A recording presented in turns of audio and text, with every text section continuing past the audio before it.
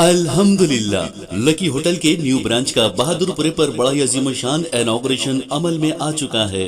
Barrister Ali जनाब असदुद्दीन साहब के दस्ते मुबारक से, जी हां, शहर हैदराबाद का जाना माना नाम लकी होटल, एक से बढ़कर एक शानदार डिशेस बिल्कुल रीजनेबल प्राइसेस पर। खाइए डिलीशियस चिकन बिरयानी सिर्फ 100 रुपए सिंगल, और बासमती राइस का बेहतरीन बगारा खाना और चिकन खौरमा पाइए सिर्फ 60 रुपए, और ताजा दम ईरानी चाय नोश फरमाइए। ढेर सारी वेराइटीज के फास्ट फूड डिशेस बिल्कुल रीजनेबल प्राइसेस पर। जी हाँ, lucky groups of hotel and lucky real estate proprietor जनाब सैयद ख्वाजा पाशा साहब।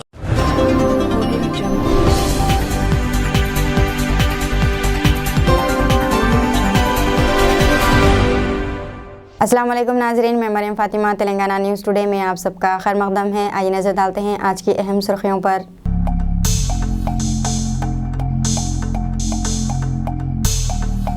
तेलंगाना में भारत जोड़ो यात्रा इक़्तिदार में आने के बाद धरानी पोर्टल की मनसूखी का तयक़ुन, मुसलमानों के मुतालिक कांग्रेस की ज़हनियत वाज़ेह।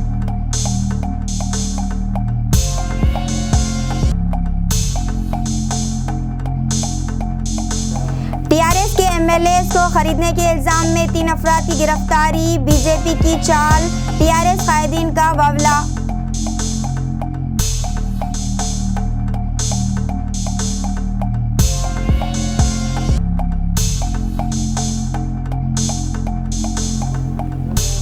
मरकजी वजीर किशन रेड्डी की वजाहत, आर्टिकल 14 और 21 की संगीन खिलाफ वर्जी का इल्जाम और मुकदमा दर्ज, सीबीआई तहकीकात का मुतालबा।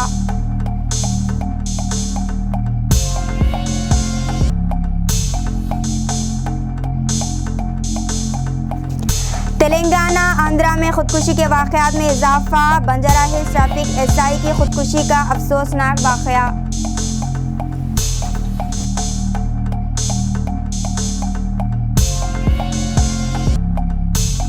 सदर जमहूरिया मरमू 4 दिसंबर को विशाखापट्टनम का दौरा करेंगे और बहरिया की एक तकरीब में शिरकत करेंगे।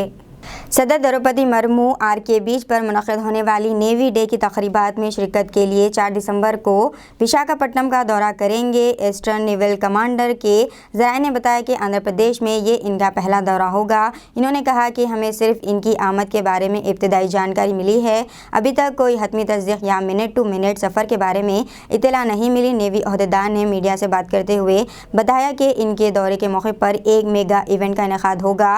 बहरिया के अहदेदारों ने 4 जुम्मे की शाम ज़िले कलेक्टर डॉक्टर ए मल्लिकार्जुन के साथ मुलाकात करते हुए कहा कि अगर सदर जमहूरिया किसी अहम मुकाम का दौरा करना चाहते हैं तो रूट के नक्शों के साथ साथ हिफाजती इंतजाम भी किए जाएंगे। कांग्रेस के साबिक़ सदर राहुल गांधी की बावखार भारत जोड़ो यात्रा तेलंगाना में दूसरे दिन शुरू हो गई। एआईसीसी लीडर जो गुज़िश्ता शब को गड्डे बालूर पहुंचे, आज सुबह मुक्तल से यात्रा जारी रखी, जिस पर बेहतरीन अवामी रद्द-ए-अमल जारी है। राहुल गांधी ने जगह जगह आवाम से मुलाकात की। इनकी यात्रा पर आवाम के जोशो खरोश में इजाफा हो रहा है। यात्रा के मौके पर वो किसानों और मजदूरों से भी मुलाकात कर रहे हैं। तेलंगाना कांग्रेस के सदर रेवंत रेड्डी, तेलंगाना में कांग्रेस उमूर के इंचार्ज मरिकम टिगोर, पार्टी के दीगर लीडरान उत्तम कुमार रेड्डी, भट्टी विक्रमार्का, पूनम प्रभाकर, महेश कुमार गौर राहुल पदयात्रा के साथ हैं। राहुल गांधी मेरेकाल मंडल के एलिगेंडला में रात क़याम करेंगे। इनकी भारत जोड़ो यात्रा तेलंगाना में 16 दिनों तक जारी रहेगी। 19 असेंबली और 7 पार्लिमानी हलकों में जुमला 375 किलोमीटर का फासला तय किया जाएगा। तेलंगाना में यात्रा के हिस्से के तौर पर कई मुकामात पर जलसों का एहतमाम किया जाएगा। रोज़ाना औसतन 20 से 25 किलोमीटर राहुल गांधी पैदल चल रहे हैं।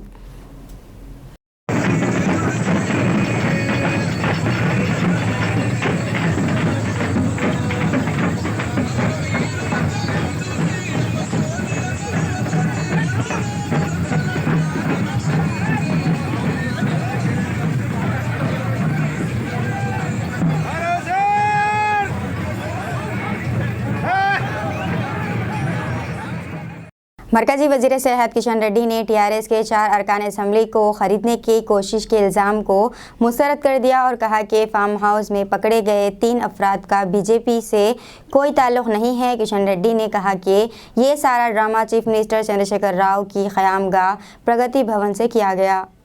और प्रगति भवन में ही इस ड्रामे का स्क्रिप्ट तैयार हुआ। इन्होंने कहा कि बीजेपी को अरकान असेंबली की खरीदी करने की कोई ज़रूरत नहीं है। अगर बीजेपी किसी रुकन असेंबली को पार्टी में शामिल करना चाहती है तो वो सबसे पहले इन्हें इस्तीफ़ा देने की तरकीब देंगे। किशन रेड्डी ने कहा कि पकड़े गए एक शख्स को इनका हामी करार दे रहे हैं, इसमें कोई सदाकत नहीं है। इन्होंने कहा कि मंगोर ज़िमनी इंतखाब में अपनी शिकस्त के डर से टीआरएस इस तरह के ड्रामे कर रही है। स्क्रीन प्ले, डायरेक्शन, प्रोडक्शन और एक्शन टीआरएस पार्टी मुख्यमंत्री केसीआर के नेतृत्व में हुआ है। उसमें पुलिस भी एक्ट किया है। मैं बताना चाहता हूं, तेलंगाना में लगातार इस 9 साल में वाईएसआरसीपी का पूरा एमएलए एमपीस को ले लिया। सीपीआई पार्टी का एक एमएलए तो सीपीआई पार्टी का एमएलए को ज्वाइन करवाया। तेलुगुदेशम पार्टी का एमएलए से तो उनको ले लिए। कांग्रेस पार्टी का जितने भी एमएलसी थे पूरे लेजिस्लेटिव काउंसिल में एक एमएलसी को बचाने पूरे लोगों को ज्वाइन करवा लिए। कांग्रेस पार्टी को लेजिस्लेटिव काउंसिल में ख़त्म किया है। अभी लास्ट इलेक्शंस में जो कांग्रेस का विधायक जीते हैं उसमें 12 कांग्रेस विधायकों को रीजन भी ना करते हुए उनको टीआरएस में ज्वाइन करके अभी मिनिस्टर से नाते काम कर रहे हैं। तेलंगाना में बीजेपी की जानिब से टीआरएस के अरकान असेंबली की खरीदारी का इल्ज़ाम लगाते हुए टीआरएस की जानिब से रियासत की सतह पर एहतजाज किया गया। हैदराबाद के अलावा अजला, मेदक, आदिलाबाद, निर्मल, सिरसल्ला, गद्वाल, वरनापट्टी, संगारेड्डी, करीमनगर और रियासत के दीगर कई मुकामात पर भी एहतजाज किया गया।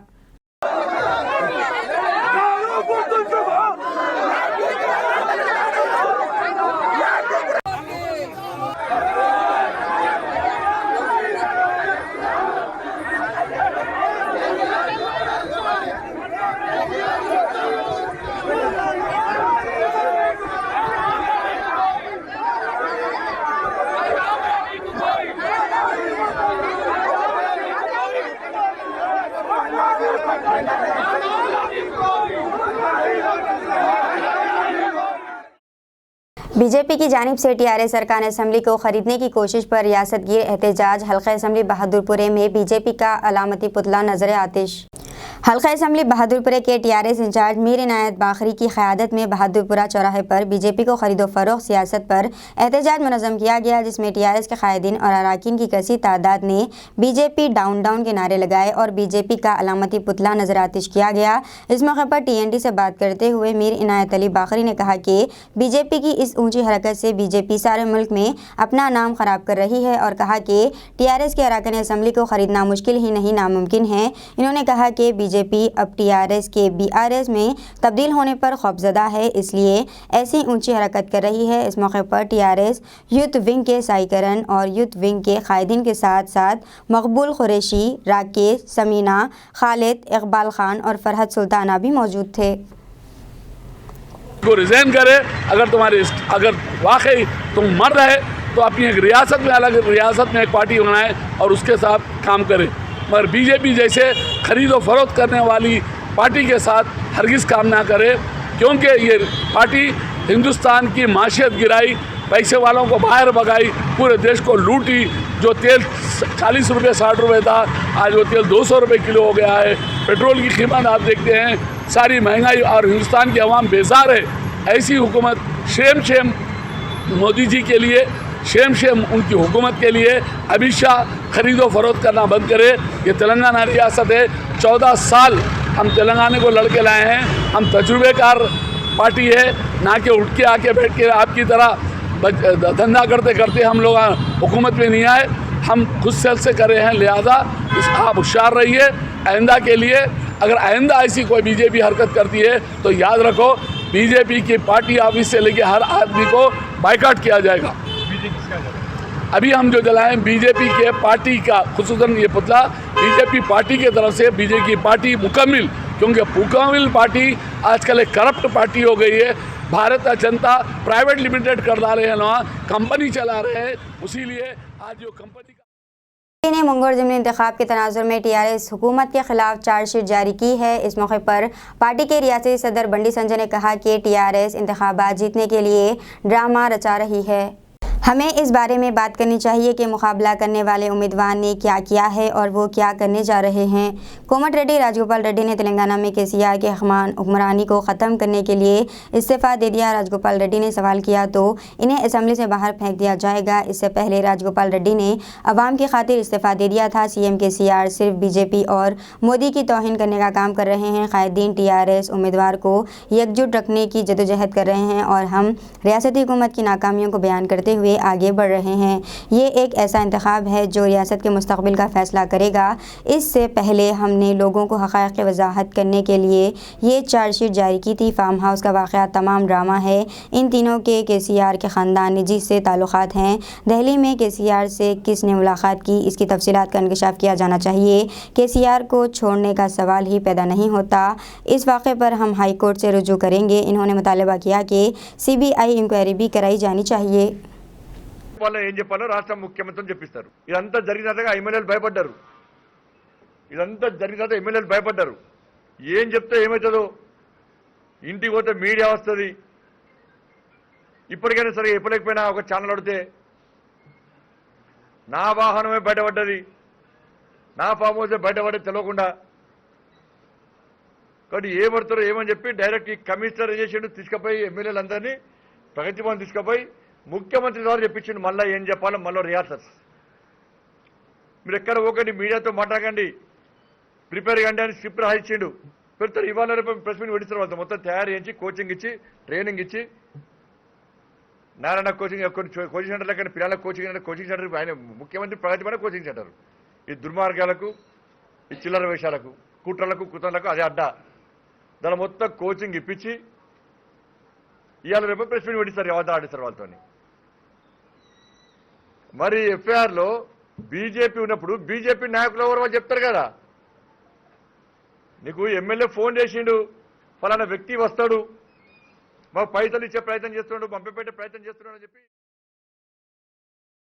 मरकजी वजीर किशन रेड्डी ने टीआरएस पर पलटवार किया कि टीआरएस ये जानते हुए डरमा रही है कि मुंगोड़ में शिकस्त यकीनी है। फार्म हाउस वाक़या टीआरएस की साजिश है। किशन रेड्डी ने टीआरएस के खिलाफ आर्टिकल 14 और 21 की संगीन खिलाफ वर्जी पर मुकदमा दर्ज करवाया और कहा कि वो इस मामले पर सुप्रीम कोर्ट के जरिए तहक़ीक़ात करवाएंगे। इन्होंने टीआरएस को ज़िमनी इंतखाबात के लिए सतही सियासत करने पर तनक़ीद का निशाना बनाया कि टीआरएस ही वो पार्टी है जिसने मुनहरफ होने वालों को वज़ीर का ओहदा दिया और पूछा कि क्या दीगर जमातों के कायदीन को इस्तीफ़ा दिलाए बगैर इनको शामिल नहीं किया जा सकता। क्या ज़िमनी इंतखाब के लिए ऐसा ड्रामा ज़रूरी है। इन्होंने कहा कि सुप्रीम कोर्ट के जज से तहक़ीक़ात कराई जाएंगी। किशन रेड्डी ने वाज़ेह किया कि इनका इन लोगों से कोई लेना देना नहीं है। वो पहली बार टीआरएस कायदीन के नामों को सुन रहे हैं और मरकज़ी तहक़ीक़ात एजेंसियों से इस वाक़े की तहक़ीक़ात करवाएंगे। इन्होंने कहा कि टीआरएस ने कौंसिल के तमाम कांग्रेस कायदीन को अपनी पार्टी में शामिल किया है। इन्होंने सवाल किया कि कांग्रेस के 12 एमएलएस को किस बुनियाद पर शामिल किया गया और इन्हें वज़ारती ओहदे कैसे दिए गए। पुलिस ने 3 अफराद को टीआरएस एमएलए के साथ सौदेबाजी करने की कोशिश के इल्ज़ाम में गिरफ्तार किया था। वो फार्म हाउस जहां ये वाक़या पेश आया TRS MLA pilot Rohit Reddy का है। जब पुलिस ने अजीज़नगर मोइनाबाद मंडल में वाक़ इस फार्म हाउस पर छापा मारा तो रोहित रेड्डी अंदर ही रहे, मीडिया से बात भी नहीं की। साबिराबाद पुलिस कमिश्नर स्टीफन रविंदर और दीगर आला पुलिस अफसरान ने इनसे खुफिया तौर पर पूछताछ की। बादअज़ां रोहित रेड्डी को पुलिस की गाड़ी से छोड़ दिया गया। गाड़ी सीधे प्रगति भवन पहुंची। दीगर 3 एमएलए गोला बाला राजू, रेगा कांता राव और हर्षवर्धन रेड्डी जल्द प्रगति भवन पहुंच गए। रोहित रेड्डी भी पुलिस सिक्योरिटी के जरिए रात 11 बजे प्रगति भवन पहुंचे और सीएम केसीआर से मुलाकात की। टीआरएस के वर्किंग सदर वजीर केटी रामाराव, वजीर फाइनेंस हरीश राव और पार्टी के दीगर कायदीन भी देर गए रात प्रगति भवन पहुंचे। सीएम केसीआर ने 4 एमएलएस और तमाम अहम कायदीन के साथ तवील मीटिंग की। मालूम हुआ है कि चारों एमएलएस ने सीएम केसीआर से इस बात की वजाहत की है कि बीजेपी के सफ़ीरों के जरिए इनसे किस तरह रब्ता किया गया था और जिस तरह से इन्हें लालच दिया गया था। टीआरएस कायदीन आज रियासतगीर एहतजाज मुनज़्ज़म कर रहे हैं।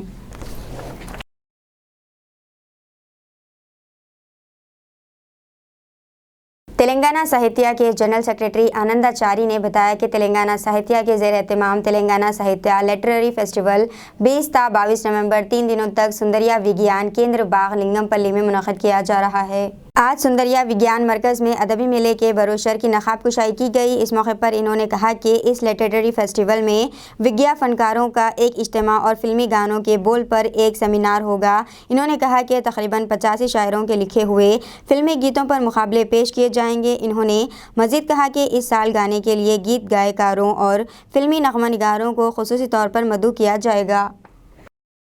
मुलुगु ज़िले कलेक्टर एस कृष्णा आदित्य ने मुतालिका अफसरान को ज़िले में पोडू अराजी सर्वे 5 नवंबर तक मुकम्मल करने की हिदायत दी है। इन्होंने आज जारी पोडू अराजी सर्वे पर खुसूसी अफसरान, तहसीलदारों, MPDOs और फॉरेस्ट अफसरान के साथ टेली कॉन्फ्रेंसिंग की। इन्होंने खबरदार किया कि वो गफलत बरतने वाले अहलकारों को मुअत्तल कर देंगे। नामपल्ली के रुकन असम्बली जाफर हुसैन मेराज ने हुकूमत तेलंगाना के जरिए MNJ कैंसर अस्पताल के तोसई ब्लॉक के लिए अलॉट की गई अराजी के जारी काम का मुआयना किया।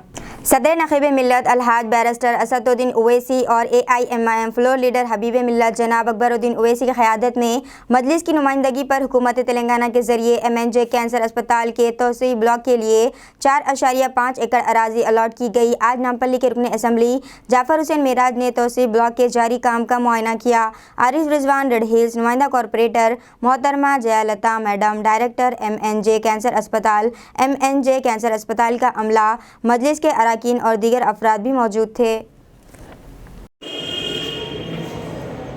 आज MNJ कैंसर हॉस्पिटल का एक्सटेंशन ब्लॉक का इंस्पेक्शन किया गया।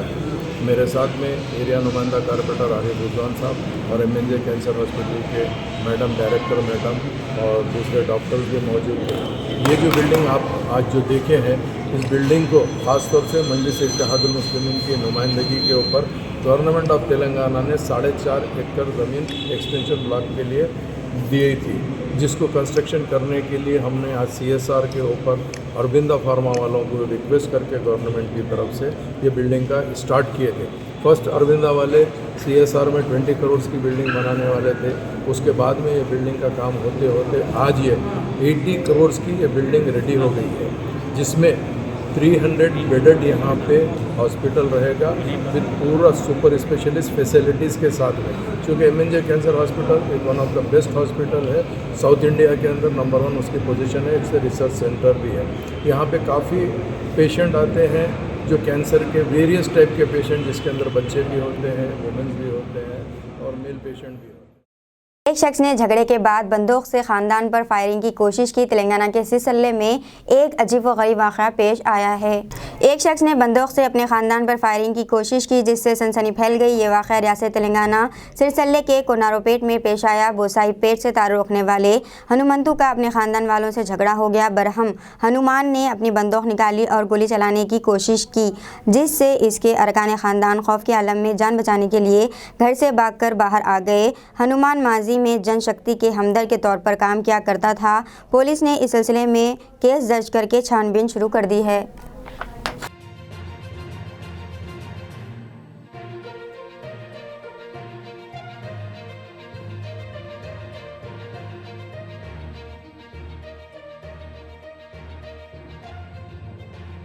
हैदराबाद के यतीम खाने में नाबालिग लड़की के साथ घिनौनी हरकत का वाक़या पेश आया है। पुलिस ने इस मामले में नरेनमेट के जजे नगर में वाक़ ग्रीस यतीम खाने के अकाउंटेंट मुरली के अलावा एक और शख्स को गिरफ्तार कर लिया। इंस्पेक्टर पुलिस नरसिम्हा स्वामी ने मीडिया को बताया कि यतीम खाने से 4 लड़कियां लापता हो गई थीं। 19 अक्टूबर को पुलिस स्टेशन में गुमशुदगी का मुकदमा दर्ज किया गया। लापता होने वाली लड़कियों में 3 बालिग हैं। वो लड़कियां यतीम खाने से अपने रिश्तेदारों के घर को चली गई थीं।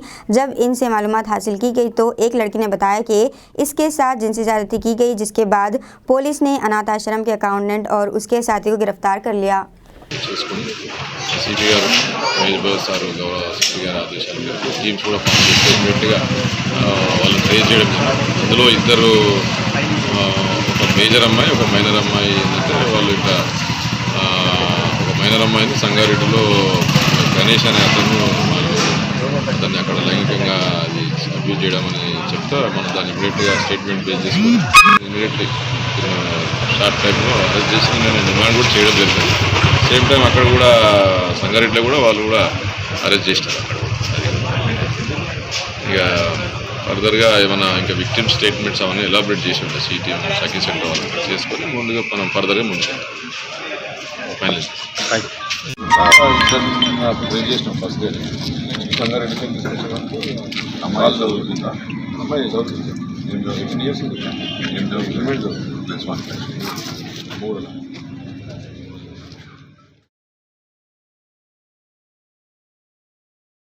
तेलंगाना के आदिलाबाद जिले में एक दरख्वास्त पर एफआईआर दर्ज करने में लापरवाही बरतने के इल्ज़ाम में एक सब इंस्पेक्टर के खिलाफ महकूम जाती कार्रवाई की गई।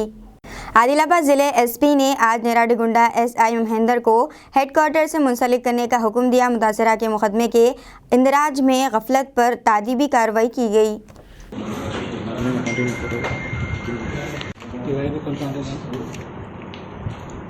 నిన్న రాత్రి 12 గంటలకు ఐవి చౌరస్తాలో పక్కకు చిన్న గల్లీలో కొంతమంది వ్యక్తులు మద్యం తాగుతూ న్యూసెన్స్ చేస్తున్నారని చెప్పి డయల్ 100 కాల్ రాగా మా constable SK Usman BC constable అక్కడికి వెళ్ళిండు. అతని వెంబడి ఇంకొక ముందుగాడు తొలగించి అక్కడికి వెళ్ళిన తర్వాత అక్కడ వాళ్ళు కొంత గలాట సృష్టిస్తే వేరే బీసీ కానిస్టేబుల్ పెట్రోలింగ్ ఏఎస్ఐని కూడా అక్కడికి పిలిచిన తర్వాత అతని యొక్క ట్యాబ్ని పలగొట్టి అతన్ని మ్యాన్ హ్యాండిల్ చేసిండని చెప్పి అతను మాకు పోలీస్ స్టేషన్లో కంప్లైంట్ ఇచ్చారు. దాని మీద మేము దర్యాప్తు చేస్తున్నాము. తర్వాత కేసు నమోదు చేసినాము. దాని మీద దర్యాప్తు చేసి ఏ విధంగా ఉంటే విధంగా కట్టించడం అంటున్నారు. దాని మీద దర్యాప్తు చేస్తున్నాము. స్టేషన్లో ఎవరున్నాయని వాళ్ళను కఠిన చర్య తీసుకున్నాం. ఎందుకంటే అలా సీసీ ఫుటేజెస్ కాబట్టి అవన్నీ చూసి వెరిఫై చేసి దాని మీద సరైన చర్య తీసుకున్నాం. ఒకవేళ అతను ఉంటే అతని మీద Banjara Hills traffic SI Ramana ने आज मौलाली के करीब रेलवे ट्रैक पर सर रखकर खुदकुशी कर ली। लोगों ने पुलिस को इत्तला दी। पुलिस ने मुतवफ़्फ़ी की शिनाख्त एसआई रमना के तौर पर की, जिसका ताल्लुक़ 2020 एसआई बैच से है। खुदकुशी की वजूहात का अभी तक पता नहीं चल सका। पुलिस रिकॉर्ड के मुताबिक आंध्रा तेलंगाना में रोज़ाना 2 खुदकुशी के वाक़यात दर्ज हो रहे हैं। मल्लारेड्डी इंजीनियरिंग कॉलेज की इंजीनियरिंग के तीसरे साल की तालिबा ने 26 अक्टूबर को अपने हॉस्टल के कमरे में खुदकुशी कर ली। 20 अक्टूबर को विशाखापट्टनम में जोड़े की काउंसलिंग के दौरान एक खातून ने पुलिस स्टेशन के सामने खुद को आग लगाकर खुदकुशी कर ली। 19 अक्टूबर को विशाखापट्टनम के एक होटल के कमरे में मोहब्बत करने वालों ने फांसी लगाकर अपनी ज़िंदगी का खात्मा कर लिया। 17 अक्टूबर को हैदराबाद में एक ख़ानदान के 4 अफराद ने खुदकुशी कर ली। एहसान नगर के इलाके नेहरू नगर में मां की डांट के बाद डिग्री की तालिबा ने फांसी लेकर खुदकुशी कर ली। बिहार से ताल्लुक़ रखने वाले आशीष और मोनाली अपनी बेटी बोनासरा के साथ एहसान नगर के इलाके नेहरू नगर में रहते थे। किसी बात पर बोनासरा को इनकी मां ने डांटा, जिस पर दिल बर्दाश्त होकर बोनासरा ने फांसी लेकर खुदकुशी कर ली। एहसान नगर पुलिस ने इस सिलसिले में एक केस दर्ज करके लाश को पोस्टमार्टम के लिए उस्मानिया अस्पताल मुर्दा खाना मुंतकिल कर दिया और तहक़ीक़ात शुरू कर दी।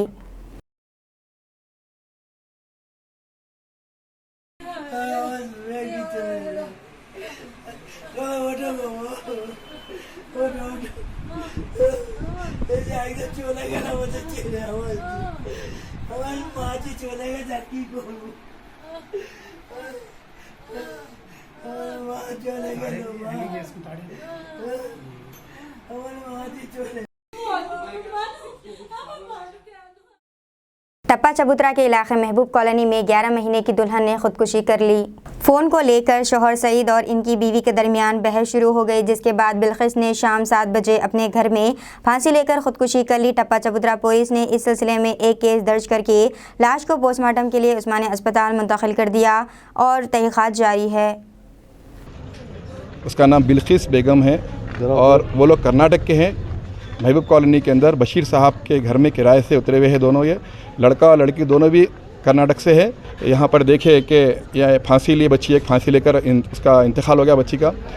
तब जब लड़के से हम लोग की दरियाफ़्त किए किस तरीके से इंतकाल हुआ, तो बोले कि सुबह मामूली छोटी सी बात के ऊपर मोबाइल के ताल्लुक़ से दोनों में शायद पहले से कुछ ना कुछ मसले मसाइल होंगे, लेकिन अभी जो हमको इत्तला मिली लड़के से बात करने पर कि लड़का वाला कोई छोटी सी बात, खाली मेरी उनकी बहस हुई। मोबाइल था आईफोन, वो मेरा फ़ोन इस्तेमाल कर रहे थे जिसके ऊपर स्क्रैचेस वगैरह पड़ गए। तो बोला कि फ़ोन कैसा इस्तेमाल करना आपको नहीं मालूम, ये भारी फ़ोन है।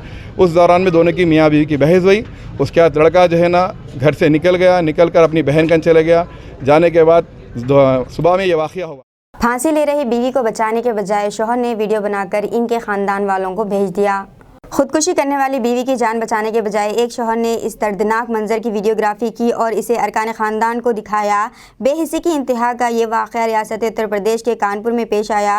मुकामी शोभिता गुप्ता और इसके शौहर संजीव गुप्ता के दरमियान मुसलसल झगड़े हो रहे थे। झगड़े के दौरान खातून ने अचानक फांसी लेने की कोशिश की, जिस पर शौहर ने इसे बचाने के बजाय अपनी बीवी की खुदकुशी का मंजर सेल फ़ोन में कैद किया और अपनी बीवी की मौत के बाद वीडियो रिश्तेदारों को दिखाया। अहमद विहार में एक प्रकरण सामने आया जिसमें हस्बैंड वाइफ में विवाद हुआ। विवाद के बाद पत्नी ने सुसाइड कर लिया। जैसे ही पुलिस को सूचना मिली, पुलिस ने शव कब्जे में लेकर फॉरेंसिक टीम को भेजा एवं पंचायतनामा एवं पीएम की कार्रवाई की जा रही है। इस संबंध में पति को थाने पर लाकर पूछताछ की जा रही है। अभी तक मृतका के परिवारजन के द्वारा कोई भी तहरीर नहीं दी गई है। तहरीर प्राप्त होने पर नियमानुसार विधिक कार्रवाई की जाएगी। मैं राजशोर गुप्ता निवासी 128 ई ब्लॉक के दुबई नगर का हूँ। मेरी पुत्री शोभिता भाई दिवज के दिन उत्तर प्रदेश के एक घर में मातम छा गया। चाय पीने से 4 अफराद की मौत वाक़ई हो गई और एक ही हालत तशवीशनाक बताई जा रही है। आज भाई दिवज का त्यौहार पूरे मुल्क में मनाया जा रहा है, लेकिन उत्तर प्रदेश के मीनपुरी में वाक़ई एक घर में मातम छाया हुआ है। जुमेरात की सुबह घर में भाई दिवज की तैयारियां चल रही थी, लेकिन इस दरमियान चाय पीने की वजह से एक के बाद दीगर 4 रिश्तेदारों की मौत हो गई। एक ही हालत तशवीशनाक बताई जा रही है, जिसका इलाज अस्पताल में चल रहा है। मीडिया रिपोर्ट्स के मुताबिक चाय जहरीली थी, जिसका अंदाज़ा तब हुआ जब पीने वाले लोग अचानक बीमार पड़ने लगे। ये सब कुछ इतनी जल्दी हुआ कि किसी को कुछ समझ नहीं आया। एक के घर में 4 अमवात की खबर मिलने के बाद थाने ऊंचा की पुलिस जाए वक़ू पर पहुंच गई और पूरे मामले की तफ्तीश कर रही है।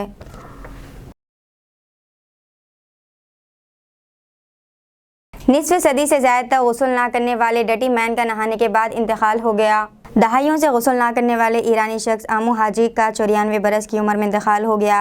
निस्फ सदी से भी ज़्यादा अरसे तक नहाने धोने से गुरेज करने की वजह से इन्हें डटी मैन के नाम से जाना जाता था। मीडिया रिपोर्ट्स के मुताबिक हाजी ने निस्फ सदी से भी ज़्यादा अरसे से ना तो गुस्ल किया था और ना ही कभी साबुन का इस्तेमाल किया था। वो तनहा ज़िंदगी गुजारते थे। वो बीमार हो जाने के इम्कानी खौफ से नहाने से परहेज़ किया करते थे। चंद दिन कबल गाँव वालों ने ज़बरदस्ती इन्हें नहलाया। नहलाने के बाद इनकी तबीयत बिगड़ गई और इतवार के दिन ईरान के जुनूबी सूबे फारस के एक गांव धेजगा में इनका इंतकाल हो गया।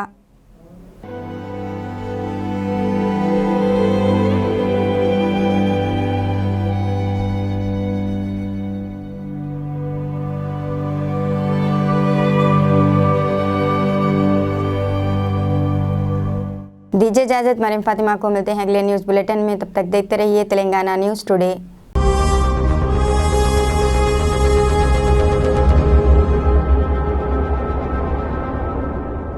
अस्सलामुअलैकुम, हेलो, हाय, आदाब एवरीवन। दोस्तों, मैं आपका दोस्त शहबाज खान। आप देख रहे हैं TNT न्यूज़ और देखते रहिए TNT न्यूज़। Thank you.